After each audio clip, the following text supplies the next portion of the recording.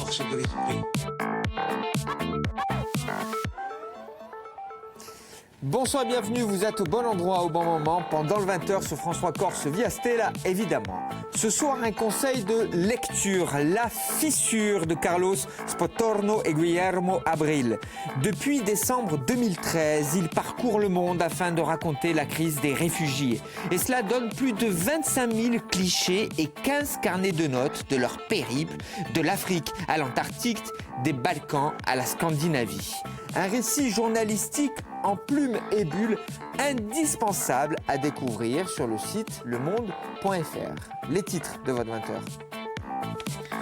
Qu'est-ce que le courage en politique? Nous en débattons avec les journalistes Sandra Alphonse et Sébastien Pizagne. Le débrief, le courage en politique décrypté par le prisme de la culture avec Marie-Ange Philippe et Marcel Petriccioli. Chef d'État, ministre, élu de terrain, qu'est-ce que le courage en politique? C'est le débat du soir avec Sandra Alphonse et Sébastien Pizagne. Bonsoir à vous deux, Sandra Alphonse, journaliste, Sébastien Pizagne également, journaliste. Le courage en politique, grande question, vous avez 15 minutes pour répondre, je prends les copies à la fin de la conversation. Non, je voudrais que l'on commence par un extrait, un premier extrait pour comprendre. Nous sommes avant l'élection présidentielle de 1981. François Mitterrand n'est pas encore président de la République et il prend position, clairement position en faveur de l'abolition de la peine de mort. Dans ma conscience profonde, qui rejoint celle des églises, l'Église catholique, les églises réformées, la religion juive, la totalité des grandes associations humanitaires, internationales et nationales. Dans ma conscience, dans le fort de ma conscience, je suis contre la peine de mort. Et je n'ai pas besoin de lire les sondages qui disent le contraire. Une opinion majoritaire est pour la peine de mort. Eh bien moi, je suis candidat à la présidence de la République et je demande une majorité de suffrages aux Français, mais je ne la demande pas dans le secret de ma pensée. Je dis ce que je pense, ce à quoi j'adhère, ce à quoi je crois, ce à quoi se rattachent mes adhésions spirituelles, ma croyance, mon souci de la civilisation. Je ne suis pas favorable à la peine de mort. Contre l'opinion publique de l'époque. Nous sommes avant l'élection présidentielle de 1981. C'est un acte politique, évidemment, courageux. Oui, alors là on est à l'émission, je crois qu'à l'époque s'appelait Carte sur table. Hein, et il répond à une question de quelqu'un qui est toujours là, lui, en revanche, hein, c'est Alain Duhamel, oui, passage comme ça. Mais effectivement, alors... Il faut bien voir quand même que cette question de l'abolition de la peine de mort, j'ai presque envie de dire, au moment où Mitterrand en parle, elle a presque 200 ans. On en parle quasiment depuis la Révolution. Il y avait eu une tentative au tout début du XXe siècle, les premières années du XXe siècle. Mais c'est vrai qu'on a cette opinion en 81 qui est toujours majoritairement contre un geste aussi fort. Alors là, c'est vrai que vous commencez peut-être avec le premier exemple qui m'est venu quand vous nous avez parlé de ce thème sur le courage en politique. On a là quelqu'un, c'est ça qui est intéressant. Vous avez vu, hein, il fait référence à la fois à ses convictions personnelles, il parle même de spiritualité, une vision, un souci, nous dit-il, de civilisation. Là, vraiment... L'homme, eh bien je mets pour le coup carte sur table hein, du nom de l'émission en disant voilà moi je prends cette option. Attention, quand on parle de courage, moi aussi il y a autre chose qui m'intéresse particulièrement, c'est qu'il a aussi le courage peut-être de se mettre en difficulté dans le cadre de l'élection présidentielle à venir, mais il met immédiatement à exécution ce qu'il a promis à l'écran. 4 mois seulement après son élection en mai 81, la peine de mort est bel et bien abolie devant le Parlement. Donc le courage a plusieurs détentes. Le courage de le dire, il se met en péril, mais aussi le courage d'aller jusqu'au bout de l'action. Ce qui nous paraissait intéressant dans cet exemple concernant le courage en politique, exemple de la Ve République, parce que c'est là où on va puiser nos exemples ce soir, c'est surtout parce qu'il s'agit d'un moment fort avant une élection. C'est vraiment ce qui nous intéressait, Sandra, ce soir. Alors, ça me fait penser à cette réflexion du philosophe Alain Etchegoyen qui dit en substance que le courage politique est spécifié par la démocratie. C'est-à-dire que le fait de tenir son pouvoir du peuple peuple modifie les ingrédients du courage politique. En l'occurrence, il y a la notion de responsabilité, la notion d'action et la remise en jeu systématique à chaque élection. Là, on est effectivement dans un exemple type où tous les ingrédients, entre guillemets, sont réunis, à savoir la prise de position, la prise de risque électoral et l'action qui suit l'annonce. Ouais, complètement. C'est ce qui fait la stature d'un homme d'État également. Aller contre le vent de l'opinion publique dans ses propres convictions, en âme et conscience, c'est une des expressions qu'il utilise. Pas nécessairement, mais vous avez raison. C'est vrai qu'à un moment donné, les convictions personnelles doivent être suffisamment ancrées pour parfois se mettre en difficulté. Moi, je rajouterais aussi à la notion de courage en politique aussi une certaine vision de l'éthique. Dire sa vérité. L'assumer, avoir des propos de vérité. Et là, je trouve qu'on a quelqu'un. Après, c'est aussi Machiavel, Mitterrand. Il a été. Mais là, on a un homme qui, à ce moment précis, dit sa vérité en se mettant éventuellement en difficulté. Il y a aussi cette autre notion, parce que moi je crois que le courage en politique, ça n'a rien à voir avec un pompier qui se jette dans un brasier pour sauver une victime. C'est aussi quelqu'un qui a vraiment le sens du collectif. C'est-à-dire qu'on peut avoir effectivement une conviction personnelle, mais il faut savoir à un moment donné, savoir transcender, réunir autour de soi. Si Mitterrand n'avait pas réussi à faire ça, le Parlement n'aurait pas voté l'abolition. Donc à un moment donné, c'est bien d'avoir une conviction personnelle, mais en politique, il faut savoir aussi la faire partager. C'est aussi l'éthique de la responsabilité. Si l'on reste avec un autre président socialiste de l'histoire de la Ve République, François Hollande, le renoncement de François Hollande, est-ce un acte courageux, Sandra ?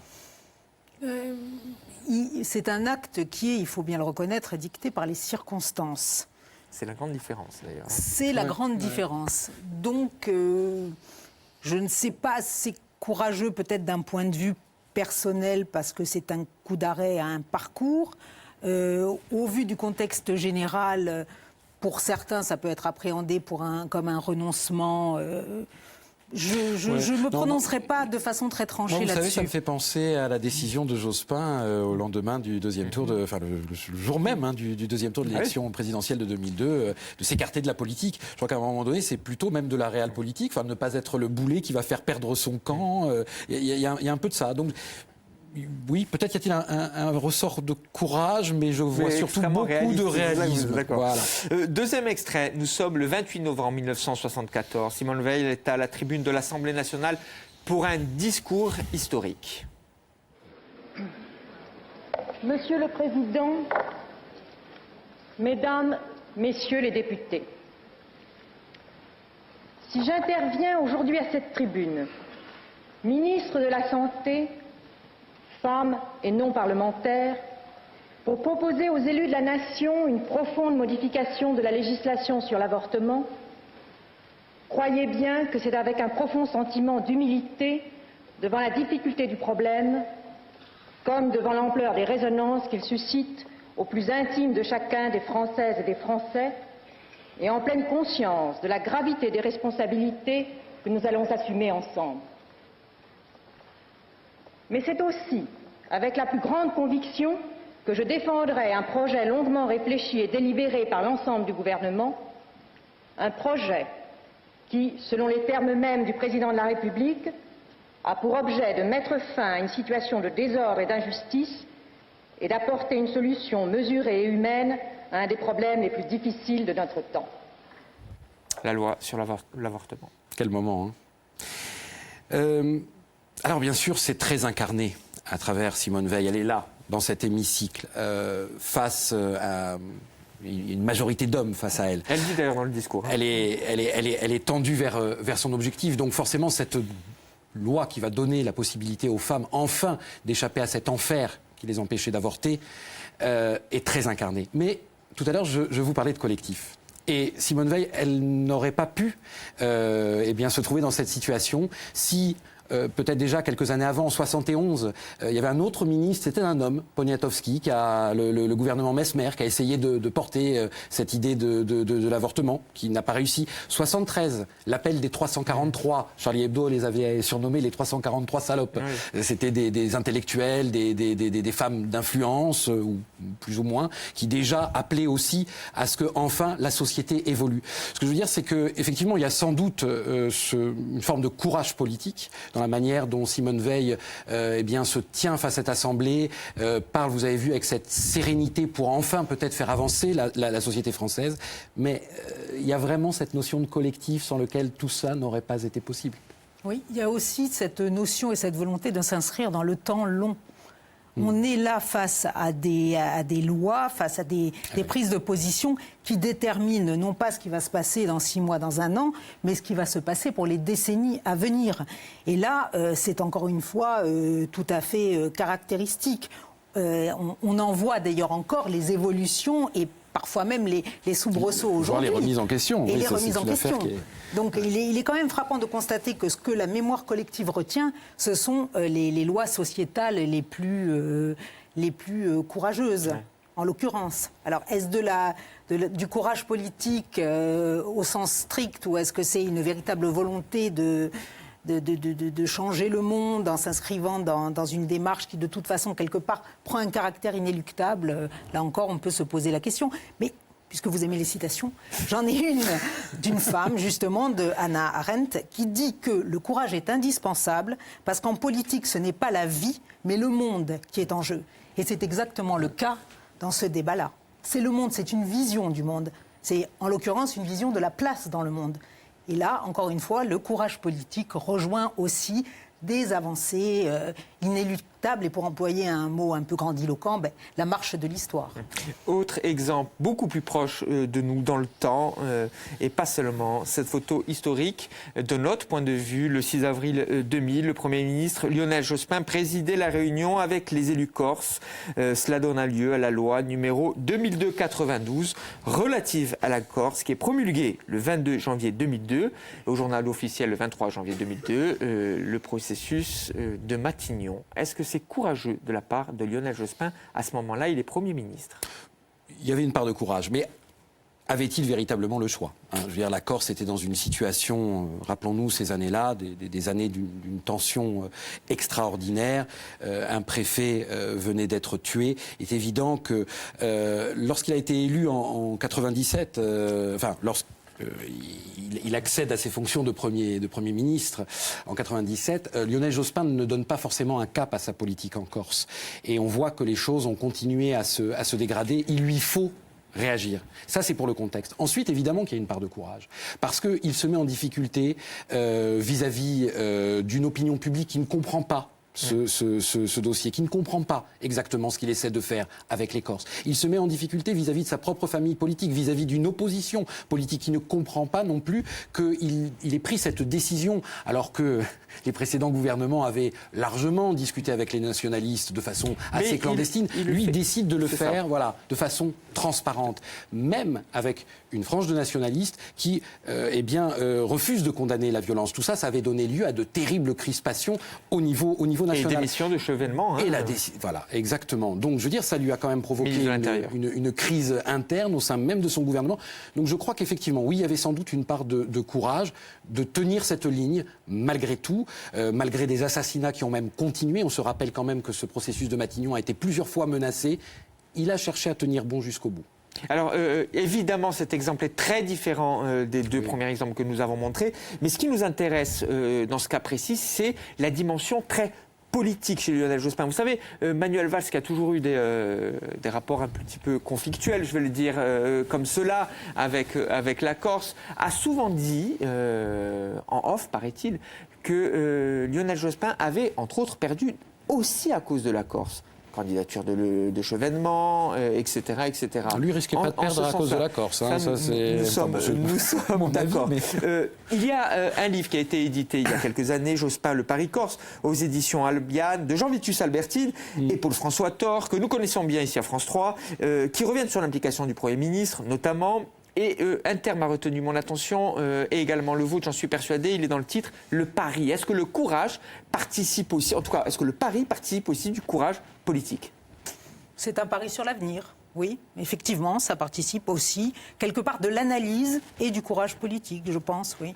Mais il ne faut pas obliger, pour recontextualiser d'une façon un petit peu plus générale dans le temps, qu'avant le processus de Matignon, il y a aussi eu, concernant la Nouvelle-Calédonie, on s'éloigne un petit peu de l'accord, les accords de Matignon en 88 avec Michel Rocard, et ensuite l'accord de Nouméa, où on avait déjà Lionel Jospin aux manettes. Donc on est aussi dans ce contexte national qui fait qu'on est en train d'apurer et de régler des contentieux qui souvent ont eu des épisodes extrêmement violents. Alors le terme de pari est quand même glissant.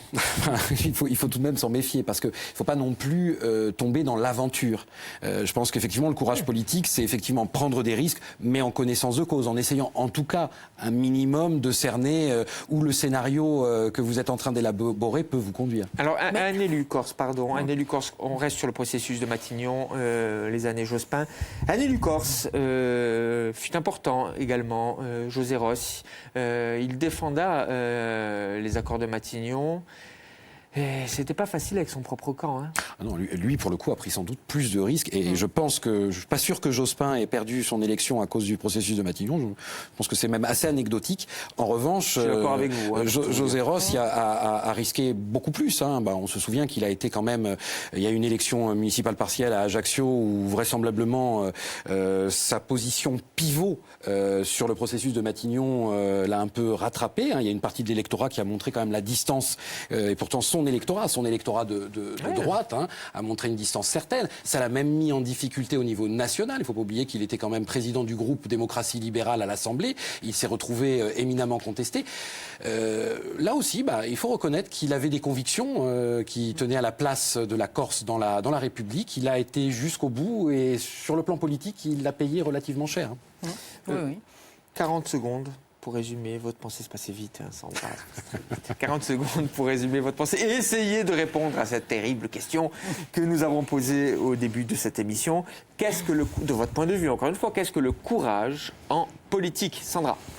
Alors, je vais donner un exemple récent, puisqu'on n'en a pas parlé. On l'a gardé pour la conclusion. Ah, d'accord. Je peux anticiper ? Oui, non, c'est pour vous. D'accord, j'en ai deux. Un exemple international, c'est Angela Merkel en 2015, ouvrant les portes de l'Allemagne à un flot de réfugiés contre une certaine partie de son opinion publique et en prenant des risques aussi, mais là encore, le temps long et un pari sur l'avenir. N'oublions pas que dans le terme pari et dans la notion de pari, il y a aussi le calcul de probabilité. Ensuite, un exemple français, c'est la loi qui a... instituer le mariage pour tous. Ça, c'est un exemple de courage politique, je pense. Et dans le cas sociétal, voilà, c'est ça. Exemple plus proche de nous, le mariage pour tous. Taubira, ministre de la Justice, qui a défendu avec force et vigueur ce texte. Sébastien.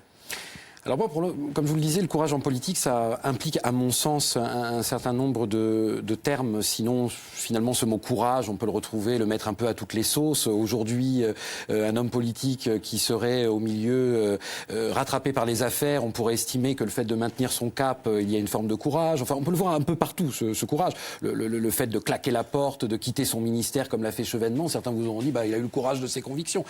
On peut un peu se perdre là-dedans. Moi, j'y vois d'abord des convictions fermes au niveau personnel, je l'ai dit, savoir entraîner vers soi un collectif, avoir un sens de l'action, avoir une éthique aussi. Et ça permet, je pense, en fonction du dossier que l'on défend, avec ce temps long de l'histoire, de créer ces moments. Merci pour ces moments de télé. On n'en voit plus beaucoup comme ça en ce moment. Merci beaucoup à vous deux d'avoir débattu sur ce sujet, le courage en politique. Nous allons poursuivre notre décryptage par le prisme de la culture, vous en avez l'habitude, en bande dessinée ou dans les séries télé, voire même au cinéma. Le politique est soit un anti-héros, soit un mythe. Le courage en politique par le regard de la culture, c'est le débrief de Pendant le 20h.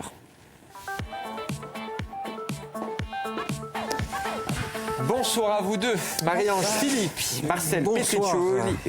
Votre regard sur les échanges précédents, Marie-Ange?